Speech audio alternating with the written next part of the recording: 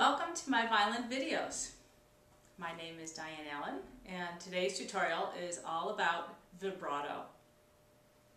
I found that I actually had so much to say that I'm going to break this tutorial down into two different videos.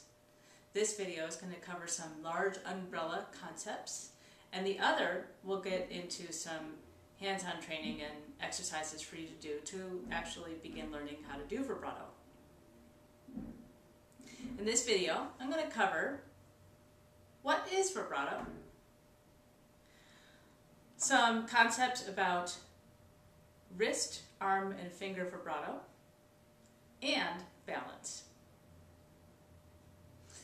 Vibrato is something that we do on instruments to imitate something that naturally happens on the human voice.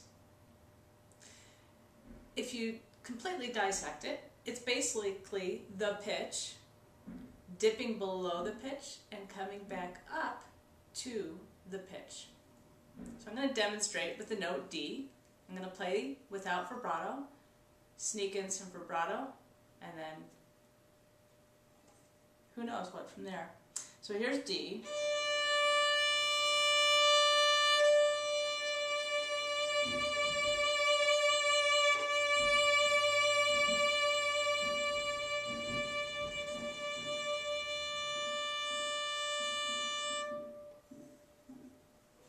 So as you can hear, the note, below, and back up to the note.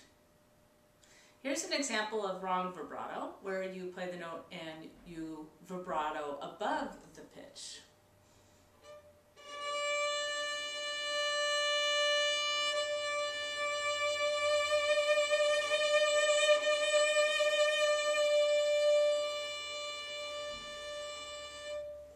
It just sounds wrong. When you dip below the pitch and come back to the pitch, it's as if you're reiterating over and over again, this is the note, this is the note, this is the note. I want to show you a picture of a wave. So the top line here represents the pitch, and the wave underneath shows you the picture of vibrato, playing the note, dipping down below, and then playing back up. What's also interesting to note is there is a bottom boundary. And so if you establish an upper boundary and a bottom boundary, and you vacillate between the two, you have a beautiful vibrato. The other thing I want you to notice in this picture is that you spend equal time on the pitch and off the pitch. Now, people who don't have this concept tend to play vibrato like this bottom picture, where you play the note, you come away from the note to go a little flat, and you immediately want to get back to the pitch again so you don't play out of tune. So there's a picture example of vibrato. Our second umbrella topic was about distinguishing finger, wrist, and arm vibrato.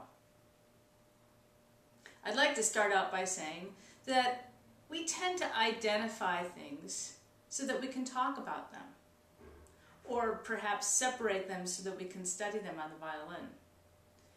But in my opinion, it's really hard to separate what you're doing because all your arm is attached. If your wrist is moving, your finger's going to move and your arm is going to move. It's all attached. It's all going to have some sort of dynamic going on. But when you read a book, perhaps like Galamian's Principles of Violin Playing, you'll find some textbook examples of finger, wrist, and arm vibrato.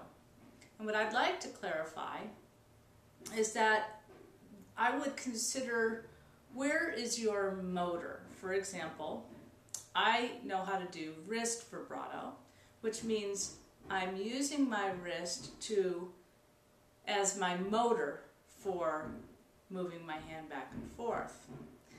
I can't help it, my arm is moving, but somebody who has arm vibrato might not have the motor in their wrist, but down here in the elbow joint. finger vibrato pertains to this last knuckle on your fingertip and its flexibility.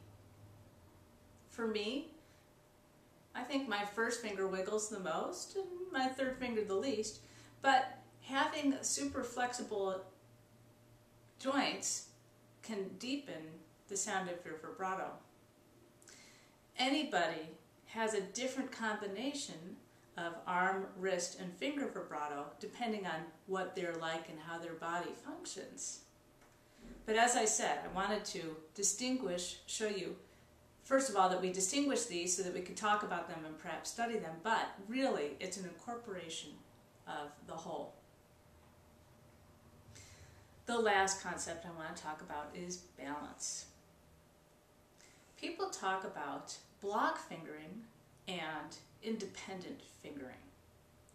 Block fingering, let's say I have to find a D on the A string. Block fingering pertains to, okay, I'm going to find B, C sharp, and then D. So we've blocked it out.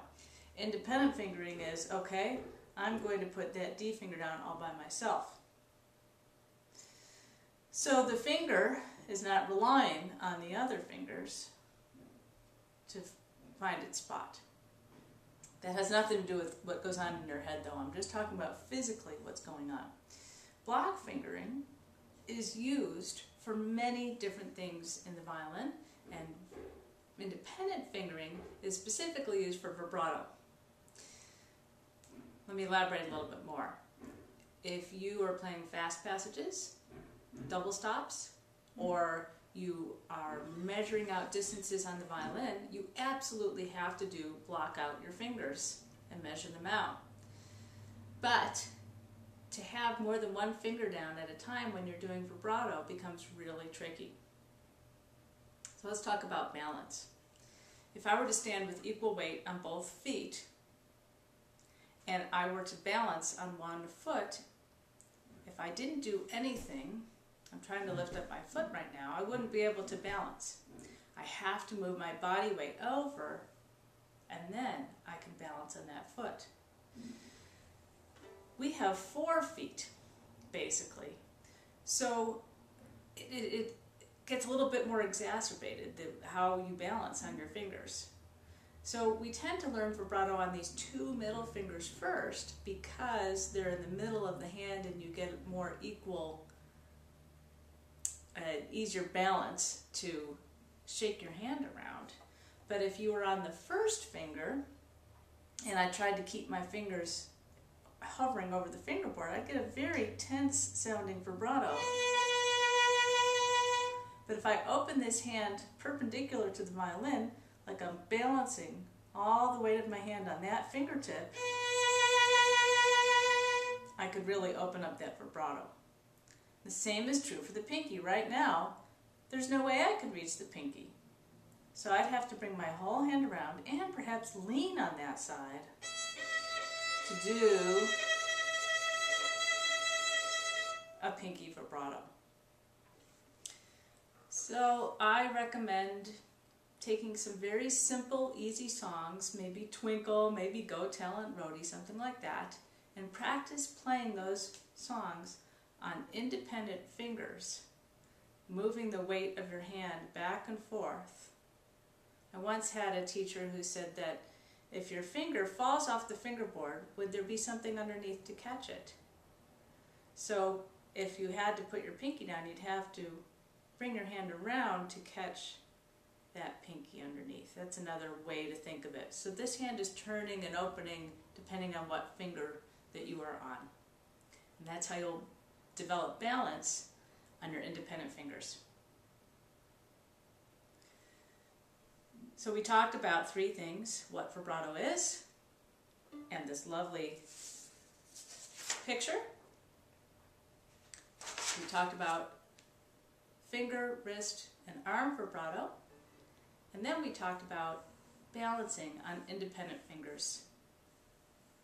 In the next video, I'm going to give you some exact examples of some ways that I like to teach beginning vibrato. Thanks for watching, and I wish you best luck on your journey of learning how to do vibrato.